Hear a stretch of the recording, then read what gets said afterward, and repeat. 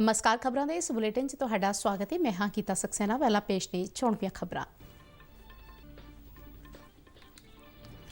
प्रधानमंत्री नरेंद्र मोदी ने कहा है कि उज्जवला स्कीम नाल देश विच महिला शक्तिकरण नूं हल्लाशेरी मिली।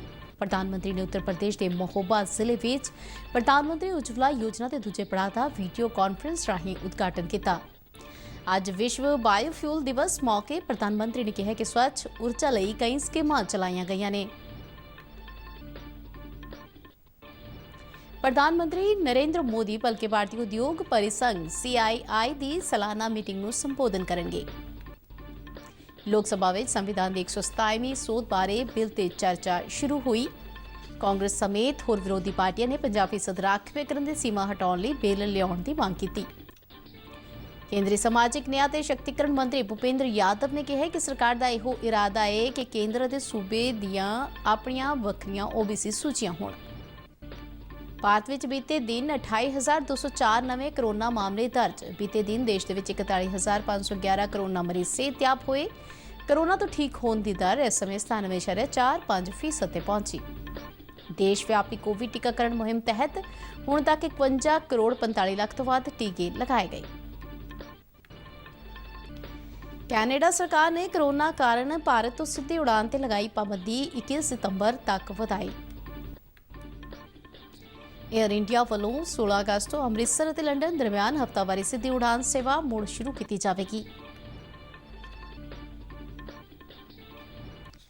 पंजाब के स्कूल सिक्ख्या मंत्री विजेंद्र सिंगला ने कहा कि सूबे में स्मार्ट स्कूल मुहिम तहत सरकार ने हुण सिक्ख्या विभाग के ब्लाक पद्धर के स्मार्ट दफ्तर विकसित करने का फैसला किया है। ते हुण खबरां विस्तार नाल। प्रधानमंत्री नरेंद्र मोदी ने कहा कि उज्जवला स्कीम नाल देश के विच महिला शक्तिकरण नूं हल्लाशेरी मिली है ते महिलावां राष्ट्र के विकास विच अहम भूमिका निभाउण जा रहीआं ने। प्रधानमंत्री अज उत्तर प्रदेश के महोबा जिले विच प्रधानमंत्री उज्जवला योजना के दूजे पड़ाव के उद्घाटन समय बोल रहे सन। इस समागम दौरान प्रधानमंत्री वालों वीडियो कॉन्फ्रेंसिंग राहीं महिलावां नूं उज्जवला स्कीम तहत LPG कनैक्शन दिते गए। प्रधानमंत्री ने उज्जवला स्कीम के दूजे पड़ाव दीआं लाभार्थी महिलावां नाल गलबात भी की।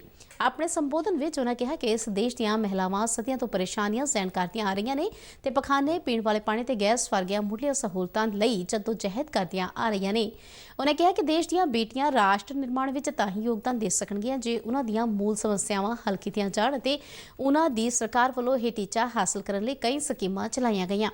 नरेंद्र मोदी ने कहा कि उज्जवला स्कीम ने कोरोना काल दौरान गरीबों की बहुत मदद की है ते स्कीम राही रसोई गैस की वंड के केंद्रों का विस्तार करने में भी मदद मिली। उन्होंने कहा कि हुण देश में LPG की उपलब्धता 100% होने जा रही है। उन्होंने कहा कि उज्जवला स्कीम के दूजे पड़ाव दौरान प्रवासी कामगारों को बहुत ज्यादा लाभ होगा।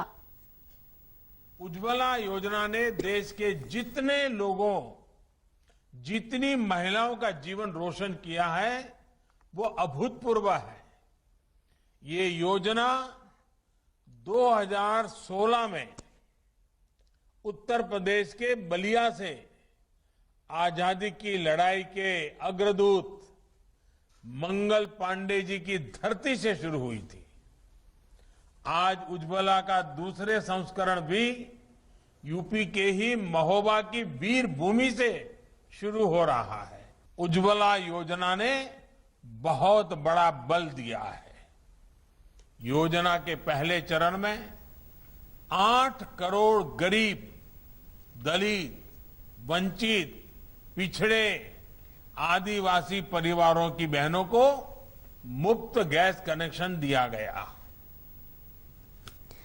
आसानी नाल गैस कनैक्शन प्राप्त करने लई सहूलतां दे विस्तार का जिक्र करदिआं प्रधानमंत्री ने दस्सिआ कि हुण उत्तर प्रदेश के 50 जिलों में 21 लाख घरां नूं पाइप वाले गैस सिस्टम नाल जोड़िया जाएगा। अज विश्व बायोफ्यूल दिवस मौके प्रधानमंत्री ने कहा कि स्वच्छ ऊर्जा लई कई स्कीमां चलाईयां गईयां ने। आज विश्व बायोफ्यूल दिवस पर हमें अपने लक्ष्यों को फिर याद करना है। अभी हमने एक छोटी सी फिल्म भी देखी कि बायोफ्यूल के क्षेत्र में क्या काम हो रहा है।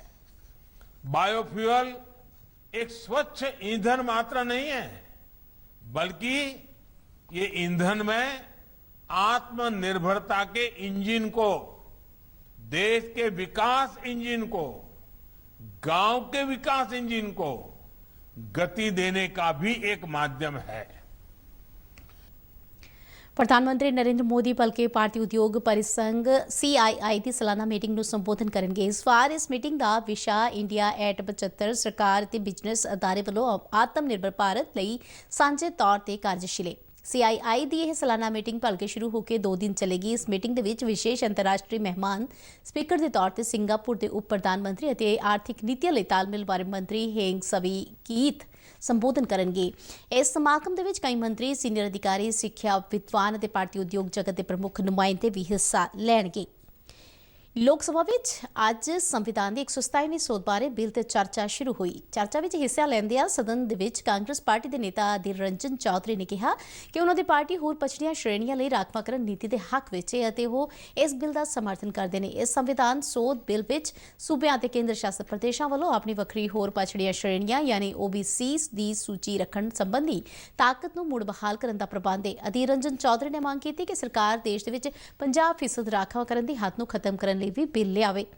ਚਰਚਾ ਵਿੱਚ ਹਿੱਸਾ ਲੈਂਦਿਆਂ ਭਾਜਪਾ ਦੇ ਮੈਂਬਰ ਸੰਘਮਿੱਤਰ ਮੌਰਿਆ ਨੇ ਇਸ ਬਿੱਲ ਦਾ ਸਮਰਥਨ ਕਰਦਿਆਂ ਕਿਹਾ ਕਿ ਸੰਵਿਧਾਨ ਦੀ 127ਵੀਂ ਸੋਧ ਬਿੱਲ ਦੇ ਪਾਸ ਹੋਣ ਦੇ ਨਾਲ ਹੋਰ ਪਛੜੀਆਂ ਸ਼੍ਰੇਣੀਆਂ ਦੀ ਨੁਮਾਇੰਦਗੀ ਵਧੇਗੀ। DMK ਦੇ ਮੈਂਬਰ TR ਬਾਲੂ ਨੇ ਸੰਵਿਧਾਨ ਸੋਧ ਬਿੱਲ ਤੇ ਬੋਲਦਿਆਂ ਰਾਖਵੇਂਕਰਨ ਤੇ 50% ਦੀ ਸੀਮਾ ਦਾ ਮੁੱਦਾ ਚੁੱਕਿਆ। ਇਸ ਤੋਂ ਪਹਿਲਾਂ ਸਦਨ ਦੇ ਵਿੱਚ ਸਮਾਜਿਕ ਨਿਆਂ ਤੇ ਸ਼ਕਤੀਕਰਨ ਮੰਤਰੀ ਵਰਿੰਦਰ ਕੁਮਾਰ ਵੱਲੋਂ ਸੰਵਿਧਾਨ ਸੋਧ ਬਿੱਲ ਪਾਸ ਕੀਤੇ ਜਾਣ ਦੀ ਪੇਸ਼ਕਸ਼ ਕੀਤੀ ਸੀ।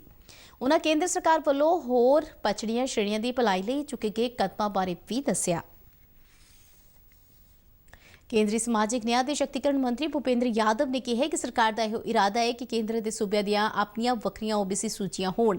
ਅੱਜ ਲੋਕ ਸਭਾ ਵਿੱਚ ਸੰਵਿਧਾਨ ਦੀ 127ਵੀਂ ਸੋਧ ਬਾਰੇ ਬਿੱਲ ਤੇ ਚਰਚਾ ਦੇ ਵਿੱਚ ਹਿੱਸਾ ਲੈਂਦਿਆਂ ਉਨ੍ਹਾਂ ਕਿਹਾ ਕਿ ਪ੍ਰਧਾਨ ਮੰਤਰੀ ਨਰਿੰਦਰ ਮੋਦੀ ਦੀ ਅਗਵਾਈ ਵਾਲੀ ਕੇਂਦਰ ਸਰਕਾਰ ਨੇ ਪਛੜੀਆਂ ਸ਼੍ਰੇਣੀਆਂ ਦੀ ਭਲਾਈ ਲਈ ਅਨੇਕ ਕਦਮ ਚੁੱਕੇ ਨੇ। ਭੁਪੇਂਦਰ ਯਾਦਵ ਨੇ ਕਿਹਾ ਕਿ ਜਦ ਸਰਕਾਰ ਨੇ 102ਵੀਂ ਸੋਧ ਲਿਆਂਦੀ ਤਾਂ ਇਸ ਦਾ ਮਕਸਦ ਇਹੋ ਸੀ ਕਿ ਸੂਬੇ ਅਤੇ ਕੇਂਦਰ ਦੋਵੇਂ ਦੀਆਂ ਆਪਣੀਆਂ ਹੋਰ ਪਛੜੀਆਂ ਸ਼੍ਰੇਣੀਆਂ ਬਾਰੇ ਸੂਚੀਆਂ ਹੋਣਗੀਆਂ ਅਤੇ ਸਰਕਾਰ ਨੇ ਆਪਣੀ ਮਨਸ਼ਾ ਕਦੇ ਨਹੀਂ ਲੁਕੋਈ। ਉਨ੍ਹਾਂ ਕਿਹਾ ਕਿ ਜਦ ਸਿਲੈਕਟ ਕਮੇਟੀ ਸਾਹਮਣੇ ਇਹ ਮੁੱਦਾ ਆਇਆ ਤਾਂ ਮੰਤਰਾਲਾ ਵੱਲੋਂ ਸਪਸ਼ਟ ਕੀਤਾ ਗਿਆ ਕਿ ਸਰਕਾਰ ਸੂਬਿਆਂ ਦੀਆਂ ਤਾਕਤਾਂ ਦੇ ਵਿੱਚ ਦਖਲ नहीं देना चाहती। केंद्रीय सरकार के द्वारा की जाएगी और राज्य आपको ये कहना चाहूंगा कि आखिर इस संवैधानिक संशोधन की आवश्यकता क्यों पड़ी। हम 102वां संविधान संशोधन लेकर के आए थे और जो 102वां संविधान संशोधन लेकर के आए थे तब भी सरकार की ये मंशा थी कि केंद्रीय स्तर पर OBC वर्ग की गणना या केंद्रीय सूची केंद्रीय सरकार के द्वारा की जाएगी और राज्य सरकार की गणना ये राज्य सरकार के द्वारा की जाएगी। और सरकार ने कभी अपनी मंशा को कमेटी के सामने छुपाने का काम नहीं किया। सरकार की मंशा वही थी। इसी दौरान संसद ने मॉनसून इजलास के इस अंतिम पड़ाव दौरान भी दोवें सदनां विच विरोधी पार्टियां के मैंबरों वालों पेगासस जासूसी विवाद, खेती कानून और होर मुद्दों ते हंगामा जारी है। अज भी दोवें सदनां की कार्रवाई कई बार मुलतवी करनी पई। ਭਾਰਤ ਵਿੱਚ ਬੀਤੇ ਦਿਨ 28,204 ਨਵੇਂ ਕਰੋਨਾ ਮਾਮਲੇ ਦਰਜ ਹੋਏ ਜੋ ਕਿ ਪਿਛਲੇ 147 ਦਿਨਾਂ ਦੇ ਵਿੱਚ ਸਭ ਤੋਂ ਘੱਟ ਨੇ। ਬੀਤੇ 24 ਘੰਟੇ ਦੌਰਾਨ ਦੇਸ਼ ਦੇ ਵਿੱਚ 373 ਕਰੋਨਾ ਮਰੀਜ਼ਾਂ ਦੀ ਮੌਤ ਹੋਈ। ਹੁਣ ਤੱਕ ਇਸ ਮਹਾਮਾਰੀ ਕਾਰਨ 4,28,682 ਜਾਨਾਂ ਜਾ ਚੁੱਕੀਆਂ ਨੇ। ਬੀਤੇ ਦਿਨ ਦੇਸ਼ ਵਿੱਚ 41,511 ਕਰੋਨਾ ਮਰੀਜ਼ ਸਿਹਤਯਾਬ ਹੋਏ। ਕਰੋਨਾ ਮਹਾਮਾਰੀ ਤੋਂ ਦੇਸ਼ ਭਰ ਦੇ ਵਿੱਚ ਹੁਣ ਤੱਕ 3,11,80,968 ਲੋਕ ਸਿਹਤਯਾਬ ਹੋ ਚੁੱਕੇ ਨੇ। ਕਰੋਨਾ ਤੋਂ ਠੀਕ ਹੋਣ ਦੀ ਦਰ ਇਸ ਸਮੇਂ 97.45% ਤੇ ਪਹੁੰਚ ਗਈ ਹੈ ਜੋ ਕਿ ਹੁਣ ਤੱਕ ਦਾ ਸਭ ਤੋਂ ਵੱਧ ਦਰ ਹੈ। ਇਸ ਸਮੇਂ ਦੇਸ਼ ਦੇ ਵਿੱਚ ਕਰੋਨਾ ਦੇ ਐਕਟਿਵ ਮਾਮਲਿਆਂ ਦੀ ਸੰਖਿਆ 3,88,508 ਹੈ ਜੋ ਪਿਛਲੇ 139 ਦਿਨਾਂ ਦੇ ਵਿੱਚ ਸਭ ਤੋਂ ਘੱਟ ਦਰਜ ਹੋਈ ਹੈ। ਕੇਂਦਰੀ ਸਿਹਤ ਮੰਤਰਾਲਾ ਦੇ ਅਨੁਸਾਰ ਦੇਸ਼ ਵਿੱਚ ਐਕਟਿਵ ਮਾਮਲਿਆਂ ਦੀ ਦਰ 1.21% ਦਰਜ ਹੋਈ ਜੋ ਕਿ ਮਾਰਚ 2020 ਤੋਂ ਹੁਣ ਤੱਕ ਸਭ ਤੋਂ ਘੱਟ ਹੈ। ਇਸੇ ਦੌਰਾਨ ਦੇਸ਼ ਵਿਆਪੀ ਟੀਕਾਕਰਨ ਮੁਹਿੰਮ ਤਹਿਤ ਭਾਰਤ ਨੇ 51 ਕਰੋੜ 45 ਲੱਖ ਤੋਂ ਵੱਧ ਟੀਕੇ ਲਗਾ ਕੇ ਇੱਕ ਨਵਾਂ ਮੀਲ ਪੱਥਰ ਸਾਬਤ ਕੀਤਾ ਹੈ। ਕੈਨੇਡਾ ਸਰਕਾਰ ਵੱਲੋਂ ਕਰੋਨਾ ਕਾਰਨ ਭਾਰਤ ਤੋਂ ਸਿੱਧੀ ਉਡਾਨ ਤੇ ਲਗਾਈ ਪਾਬੰਦੀ 21 ਸਤੰਬਰ ਤੱਕ ਵਧਾ ਦਿੱਤੀ ਗਈ ਹੈ। ਇਹ ਪਾਬੰਦੀ 22 ਅਪ੍ਰੈਲ ਨੂੰ ਪਹਿਲੀ ਵਾਰ ਲਗਾਈ ਗਈ ਸੀ ਅਤੇ ਸਰਕਾਰ ਇਸ ਨੂੰ ਲਗਾਤਾਰ ਵਧਾਉਂਦੀ ਆ ਰਹੀ ਹੈ। ਏਅਰ ਇੰਡੀਆ ਵੱਲੋਂ 16 ਅਗਸਤ ਤੋਂ ਅੰਮ੍ਰਿਤਸਰ ਤੇ ਲੰਡਨ ਵਿਚਾਲੇ ਹਫ਼ਤਾਵਾਰੀ ਸਿੱਧੀ ਉਡਾਨ ਸੇਵਾ ਮੁੜ ਸ਼ੁਰੂ ਕੀਤੀ ਜਾ ਰਹੀ ਹੈ। ਏਅਰ ਇੰਡੀਆ ਵੱਲੋਂ ਦਿੱਤੀ ਗਈ ਜਾਣਕਾਰੀ ਮੁਤਾਬਕ ਲੰਡਨ ਦੇ ਹੀਥਰੋ ਹਵਾਈ ਅੱਡੇ ਤੋਂ ਅੰਮ੍ਰਿਤਸਰ ਦੇ ਸ਼੍ਰੀ ਗੁਰੂ ਰਾਮਦਾਸ ਕੌਮਾਂਤਰੀ ਏਅਰਪੋਰਟ ਤੱਕ ਇਸ ਉਡਾਨ ਸੇਵਾ ਦੇ ਮੁੜ ਸ਼ੁਰੂ ਹੋਣ ਨਾਲ ਭਾਰਤ ਅਤੇ UK ਦੇ ਵਿੱਚ ਫਸੇ ਦੋਹਾਂ ਦੇਸ਼ਾਂ ਦੇ ਨਾਗਰਿਕਾਂ ਨੂੰ ਵਤਨ ਵਾਪਸੀ ਦੇ ਵਿੱਚ ਸਹੂਲਤ ਮਿਲੇਗੀ। ਏਅਰ ਇੰਡੀਆ ਮੁਤਾਬਕ ਫਿਲਹਾਲ ਇਹ ਸੇਵਾ ਹਫ਼ਤਾਵਾਰੀ ਹੋਵੇਗੀ ਜਿਸ ਤਹਿਤ ਸੋਮਵਾਰ ਨੂੰ ਲੰਡਨ ਦੇ ਹੀਥਰੋ ਏਅਰਪੋਰਟ ਤੋਂ ਉਡਾਨ ਦੁਪਹਿਰ 12:30 ਵਜੇ ਚੱਲ ਕੇ ਅਗਲੇ ਦਿਨ ਰਾਤ 1:10 ਤੇ ਅੰਮ੍ਰਿਤਸਰ ਪੁੱਜੇਗੀ ਤੇ ਉਸੇ दिन ਅੰਮ੍ਰਿਤਸਰ ਤੋਂ ਇਹ ਉਡਾਨ ਸਵੇਰੇ 3:10 ਤੇ ਰਵਾਨਾ ਹੋ ਕੇ ਅਗਲੇ ਦਿਨ ਸਵੇਰੇ 7:10 ਤੇ ਲੰਡਨ ਪਹੁੰਚੇਗੀ। ਪੰਜਾਬ ਦੇ ਸਕੂਲ ਸਿੱਖਿਆ ਮੰਤਰੀ ਵਿਜੇਂਦਰ ਸਿੰਗਲਾ ਨੇ ਕਿਹਾ ਕਿ ਸੂਬੇ ਵਿੱਚ ਸਮਾਰਟ ਸਕੂਲ ਮੁਹਿੰਮ ਤਹਿਤ ਸਰਕਾਰ ਨੇ ਹੁਣ ਸਿੱਖਿਆ ਵਿਭਾਗ ਦੇ ਬਲਾਕ ਪੱਧਰ ਤੇ ਸਮਾਰਟ ਦਫ਼ਤਰ ਵਿਕਸਿਤ ਕਰਨ ਦਾ ਫੈਸਲਾ ਕੀਤਾ ਹੈ।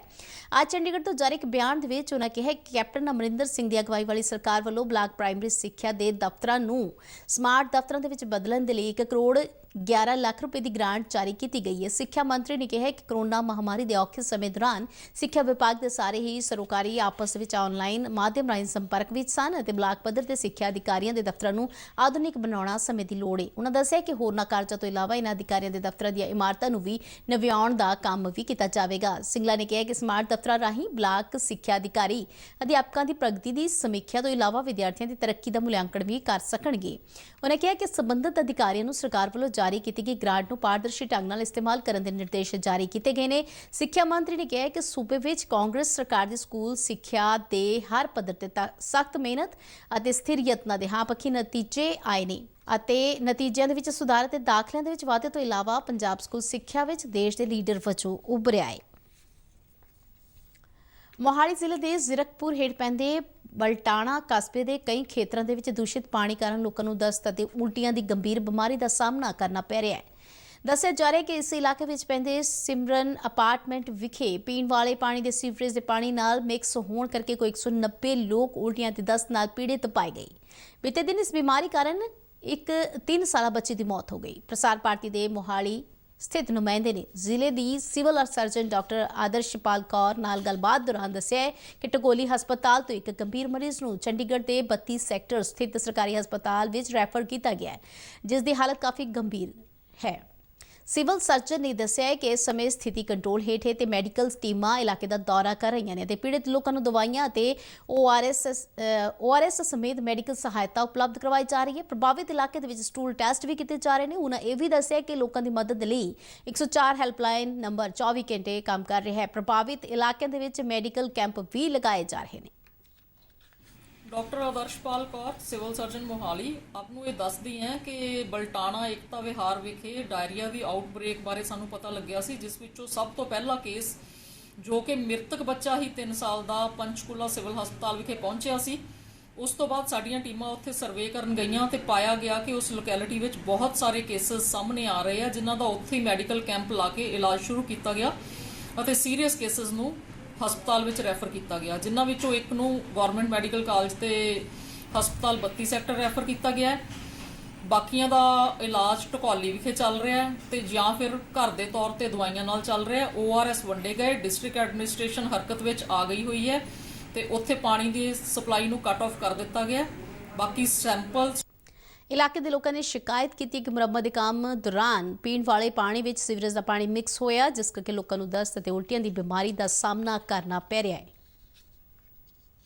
परिवार में सारे ही ढीले पड़े हुए हैं, ठीक है जी। और अपना इतने व्यवहार में काफ़ी लोग सारे ही ढीले हैं तकरीबन। यहाँ पे मेरे घर के तो है ही लूज मोशन वॉमिटिंग वगैरह, और ये सारा प्रशासन आप देख ही रहे हो, सबको पता ही है इस टाइम पे क्या हो रहा है यहाँ पे बुल्टाने में। यहाँ किसी ने बताया नहीं, जरूर जाएंगे एक बार तो देखेंगे। ये अपना प्राइवेटली अक्षय लूज मोशन लगे हुए हैं।